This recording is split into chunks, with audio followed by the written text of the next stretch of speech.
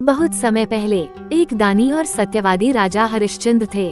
राजा हरिश्चंद्र इतने प्रसिद्ध सत्यवादी और धर्मात्मा थे कि उनकी कीर्ति से देवताओं के राजा इंद्र को भी डाह होने लगी। इंद्र ने महर्षि विश्वामित्र को हरिश्चंद्र की परीक्षा लेने के लिए उकसाया। इंद्र के कहने से महर्षि विश्वामित्र जी ने राजा हरिश्चंद्र को योगबल से ऐसा स्वप्न दिखलाया कि राजा स्वप्न में ऋषि को सब राज्य दान कर रहे हैं। दूसरे दिन महर्षि विश्वामित्र अयोध्या आए और अपना राज्य मांगने लगे। स्वप्न में किए दान को भी राजा ने स्वीकार कर लिया और विश्वामित्र जी को सारा राज्य दे दिया। महाराज हरिश्चंद्र पृथ्वी भर के सम्राट थे। अपना पूरा राज्य उन्होंने दान कर दिया था। अब दान की हुई भूमि में रहना उचित न समझकर स्त्री तथा पुत्र के साथ वे काशी आ गए, क्योंकि पुराणों में यह वर्णन है कि काशी भगवान शंकर के त्रिशूल पर बसी है, अतः वह पृथ्वी में होने पर भी पृथ्वी से अलग मानी जाती है। अयोध्या से जब राजा हरिश्चंद्र चलने लगे तब विश्वामित्र जी ने कहा, जब तप दान आदि बिना दक्षिणा दिए सफल नहीं होते। तुमने इतना बड़ा राज्य दिया है तो उसकी दक्षिणा में 1000 सोने की मोहरें और दो।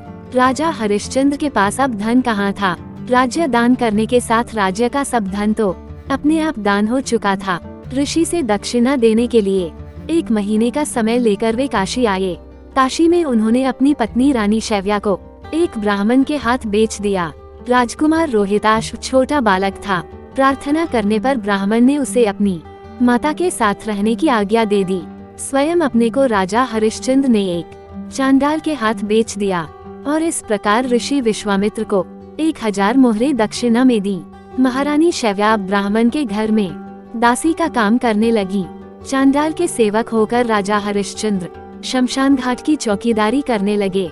वहाँ जो मुर्दे जलाने के लिए लाए जाते उनसे कर लेकर तब उन्हें जलाने देने का काम चांडाल ने उन्हें सौंपा था। एक दिन शमशान भूमि की तरफ गौतम ऋषि आ गए। राजा ने ऋषि को प्रणाम किया। गौतम ऋषि ने कहा कि किसी पूर्व जन्म के पाप के कारण आपकी ये दशा हुई है। यदि तुम भाद्रपद कृष्ण एकादशी का व्रत करो और अजा एकादशी व्रत कथा सुनो तो तुम्हारा इस हालत से उद्धार हो जाएगा। राजा ने ऋषि की बात मानकर अजा एकादशी का व्रत करने लगे। एक दिन राजकुमार रोहिताश ब्राह्मण की पूजा के लिए फूल चुन रहा था कि उसे सांप ने काट लिया। सांप का विष झटपट फैल गया और रोहिताश मरकर भूमि पर गिर पड़ा। उसकी माता महारानी शैव्या को न कोई धीरज बंधाने वाला था और न उनके पुत्र की देह शमशान पहुंचाने वाला था। वह रोती बिलखती पुत्र की देह को हाथों पर उठाए अकेली रात के समय में शमशान पहुंची। वह पुत्र की देह को जलाने जा रही थी कि हरिश्चंद्र वहां आ गए और मरघट का कर मांगने लगे। बेचारी रानी के पास तो पुत्र की देह ढकने को कफन तक नहीं था। उन्होंने राजा को स्वर से पहचान लिया और गिड़गिड़ा कर कहने लगी, महाराज, ये तो आपका ही पुत्र है जो मरा पड़ा है। मेरे पास कर देने के लिए कुछ नहीं है। राजा हरिश्चंद्र को बड़ा दुख हुआ, किंतु वे अपने धर्म पर स्थिर बने रहे। उन्होंने कहा, रानी, मैं यहाँ चांडाल का सेवक हूँ। मेरे स्वामी ने मुझे कह रखा है कि बिना कर दिए कोई यहाँ मुर्दा न जला पावे। मैं अपने धर्म को नहीं छोड़ सकता। तुम मुझे कुछ देकर पुत्र की देह जलाओ। रानी फूट फूट कर रोने लगी और बोली, मेरे पास तो यही एक साड़ी है जिसे मैं पहने हूँ, आप इसी में से आधा ले लें।